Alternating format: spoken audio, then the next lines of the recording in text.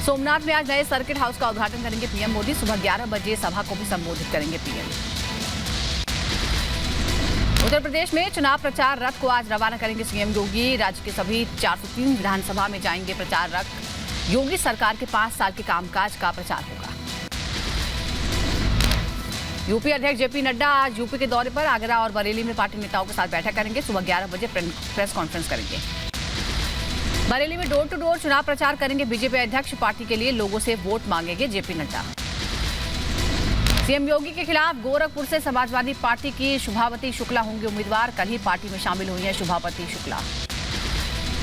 गोरखपुर से योगी आदित्यनाथ के खिलाफ चुनाव लड़ेंगे चंद्रशेखर आजाद। दलित नेता चंद्रशेखर आजाद ने विधानसभा चुनाव लड़ने का किया ऐलान। कांग्रेस आज यूपी के घोषणा पत्र को जारी करेगी। राहुल और प्रियंका गांधी दोपहर 12:30 बजे दिल्ली के पार्टी दफ्तर में जारी करेंगे घोषणा पत्र। कांग्रेस ने यूपी के लिए 41 और उम्मीदवारों का किया ऐलान। दूसरी सूची में 16 महिलाओं का नाम।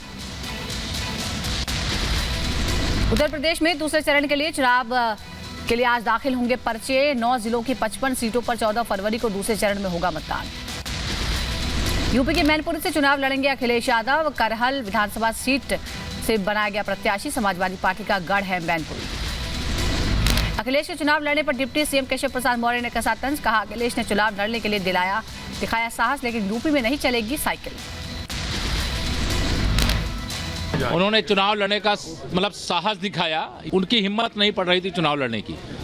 अब वो चुनाव लड़ने के लिए गए हैं। मुझे लगता है कि इतनी करारी टक्कर वहां भारतीय जनता पार्टी देगी कि श्री अखिलेश यादव जी को समझ में आएगा साइकिल कैसे चलाए। सुब्रत पाठक ने अखिलेश के मैनपुरी से चुनाव लड़ने पर कसा तंज। कहा बड़ी बड़ी बातें करने वाले अखिलेश का डर आया सामने। बीजेपी करहट सीट पर भी देगी मात। समाजवादी पार्टी की हार स्पष्ट उनको दिख रही है और इसीलिए वो एक जानबूझकर एक ऐसी सीट पर गए हैं, लेकिन वहां के ऊपर भी वह चुनाव हारेंगे। करहल विधानसभा इस बार भारतीय जनता पार्टी जीतेगी। बीजेपी प्रवक्ता राकेश त्रिपाठी ने अखिलेश पर साधा निशाना। कहा अखिलेश ने चुनाव लड़ने के लिए चुनाव सेफ सीट चुनी है। बीजेपी उनकी सेफ सीट पर भी हरा देगी। अगर उनको ये गलतफहमी है कि मैनपुरी उनका गढ़ है जहां उनके पिताजी चुनाव जीत करके आए हैं और वहां से वो चुनाव लड़कर के सेफ है, तो मैनपुरी में भी उनकी हालत पतली है। हम उनकी साइकिल को करहल में ही पंचर कर देंगे, वो एक्सप्रेस वे चढ़ नहीं पाएंगे। यूपी बीजेपी के पूर्व उपाध्यक्ष स्वर्गीय उपेंद्र दत्त शुक्ला का परिवार सपा में शामिल हो गया है। सपा प्रमुख अखिलेश यादव की मौजूदगी में हुई शामिल। कार्यक्रम के दौरान एसपी के कई बड़े नेता मौजूद रहे। सीएम योगी आदित्यनाथ ने पार्षदों के साथ वर्चुअल संवाद किया। कोरोना के हालात की जानकारी ली। तीसरी लहर को लेकर किया सतर्क। तीसरी जो वेव आई है ओमिक्रॉन के रूप में कोविड की, यह खतरनाक नहीं है लेकिन बीमारी तो है। सीएम योगी ने पार्षदों से संवाद में ली जानकारी। कहा नगर निकाय और पंचायतों की बढ़ाई गई संख्या लोगों के हित में हो रहा है विकास कार्य। 84 नए नगर पालिकाएं हमने, पंचायतें भी हम लोगों ने गठित की, यानी कुल 517 वर्तमान में नगर पंचायतें प्रदेश में हैं। सीएम योगी ने एंटी भूमाफिया टास्क फोर्स पर बात कही। कहा अतिक्रमणकारियों के खिलाफ चल रहा है बुलडोजर। भूमाफियाओं से खाली कराई जा रही है जमीनें। सार्वजनिक संपत्तियों पर, सरकारी संपत्तियों पर, व्यापारियों की संपत्ति पर, गरीबों की बस्तियों पर कब्जा करके अपने निर्माण किए थे। आज सरकार का बुलडोजर उन अवैध निर्माणों पर चल रहा है। सीएम योगी ने इलेक्ट्रिक बसों का किया जिक्र। कहा प्रदेश के कई जिलों में चल रही हैं इलेक्ट्रिक बसें। लोगों को आवाजाही में हो रही है राहत। प्रदूषण भी हो रहा है कम। इलेक्ट्रिक बस सेवा हम प्रदेश के अंदर तेजी के साथ उसका विस्तार कर रहे हैं और प्रदेश के अन्य तमाम महानगरों में हम तेजी के साथ इसका विस्तार करने जा रहे हैं। सीएम योगी ने पटरी व्यवसायियों का उठाया मुद्दा। कहा 7.5 लाख पटरी व्यवसायियों को किया गया है व्यवस्थित। लोन की मदद से शुरू कराया गया उनका व्यापार। प्रदेश के अंदर 7.5 लाख पटरी व्यवसायियों को बैंकों से लोन उपलब्ध हुआ। उन्होंने अपना व्यवसाय प्रारंभ किया और आज उनका परिवार आर्थिक स्वावलंबन की दिशा से आगे बढ़ रहा है। आगरा में बीजेपी नेता सुग्रीव सिंह के खिलाफ मुकदमा दर्ज हुआ है। कोविड प्रोटोकॉल तोड़कर जनसभा करने पर 250 अज्ञात लोगों के खिलाफ मुकदमा दर्ज। बुलंदशहर में बीजेपी के 5 प्रत्याशियों ने भरा पर्चा। नामांकन के दौरान सांसद डॉक्टर महेश शर्मा, सांसद भोला सिंह भी मौजूद थे। मुजफ्फरनगर में बीजेपी के राज्य मंत्री कपिल देव के बिगड़े बोल, वैक्सीन लगवाने वालों पर दिया विवादित बयान। यूपी के बुलंदशहर में कांग्रेस का टिकट न मिलने पर फूट फूट कर रोई महिला कांग्रेस नेता गीता शर्मा, दूसरी लिस्ट में नाम न आने से है नाराज। उत्तराखंड में बीजेपी ने 59 उम्मीदवारों की सूची जारी की है, 10 विधायकों के टिकट काटे गए। मुख्यमंत्री पुष्कर सिंह धामी को एक बार फिर खटीमा से उम्मीदवार बनाया गया है, जबकि प्रदेश अध्यक्ष मदन कौशिक हरिद्वार सीट से चुनाव लड़ेंगे। उत्तराखंड पर दिल्ली में आज कांग्रेस की केंद्रीय चुनाव समिति की बैठक होगी, उम्मीदवारों के नाम पर चर्चा होगी। संगरूर के धुरी विधानसभा सीट से चुनाव लड़ेंगे आप के सीएम उम्मीदवार भगवंत मान, आप नेता राघव चड्ढा ने किया ऐलान। है कि इस बार धुरी के लोग बहुत प्यार और आशीर्वाद भगवंत मान साहब पे बख्शेंगे और रिकॉर्ड तोड़ वोटों से भगवंत मान साहब धुरी हल्के से इलेक्शन जीतेंगे। आजमगढ़ सराफा कारोबारी को घायल कर लूट के मामले में आरोपी गिरफ्तार हुआ है। पुलिस ने छीने गए जेवर के साथ तमंचा और बाइक भी बरामद किया। मुजफ्फरनगर में अवैध तमंचा फैक्ट्री पर शिकंजा कसा गया है। मौके से 11 तमंचों के साथ एक आरोपी गिरफ्तार, दूसरा आरोपी फरार। मुजफ्फरपुर में पुलिस ने 8 बदमाशों को गिरफ्तार किया। लूट की घटना को अंजाम देने की तैयारी में थे आरोपी। बहराइच में बदमाशों ने घर के बाहर खड़ी जाइलो कार में आग लगा दी, आरोपियों की तलाश कर रही पुलिस।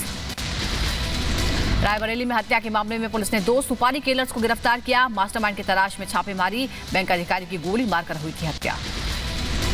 जौनपुर में पुलिस ने 21 पेटी अवैध शराब बरामद की। विशेष अभियान के दौरान पुलिस ने नकली शराब बेचने के आरोप में 2 लोगों को गिरफ्तार किया।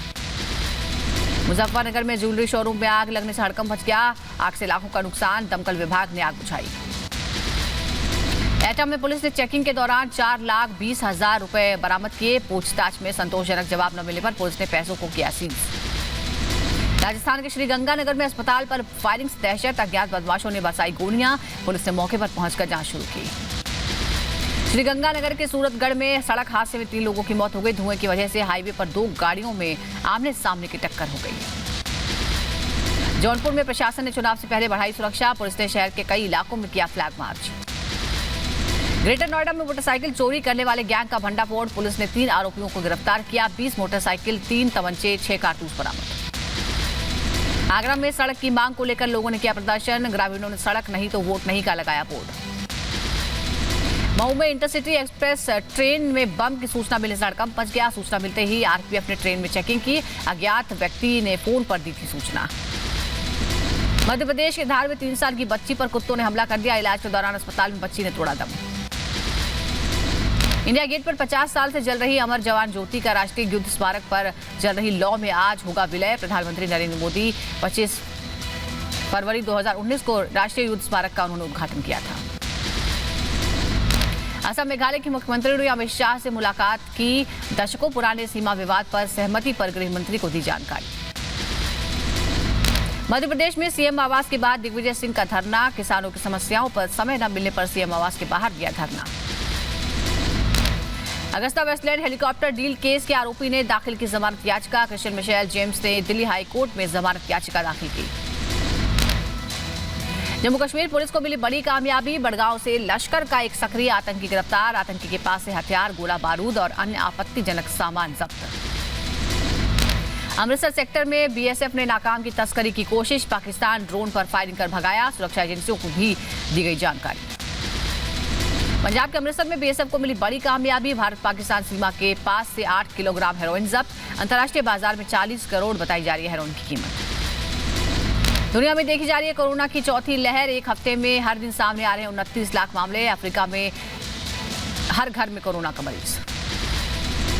देश में फिलहाल कोरोना के 19 लाख सक्रिय केस हैं। पिछले 24 घंटे में सामने आए 3,17,000 मामले। केंद्रीय स्वास्थ्य मंत्री ने दी जानकारी।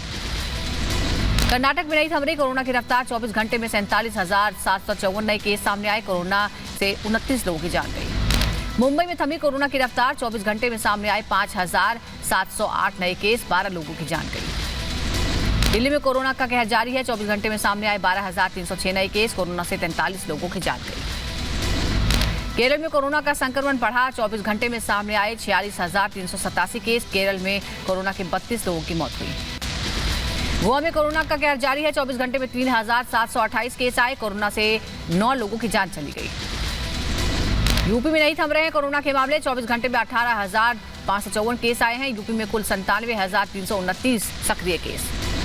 उत्तराखंड में लगातार बढ़ रहा है कोरोना का कहर, 24 घंटे में 4,818 केस सामने आए। उत्तराखंड में कुल 24,000 से ज्यादा एक्टिव केस। जम्मू कश्मीर में बढ़ा कोरोना का कहर, सामने आए 5,992 केस। लोगों से सतर्क रहने की अपील। केंद्रीय मंत्री जी किशन रेड्डी कोरोना पॉजिटिव हो गए हैं। केंद्रीय मंत्री ने खुद को आइसोलेट किया है। संपर्क में आए लोगों से जांच कराने के लिए कहा। अबू धाबी विस्फोट में मारे गए दोनों भारतीयों का शव आज अमृतसर लाया जाएगा। ड्रोन हमले में मारे गए थे दोनों भारतीय।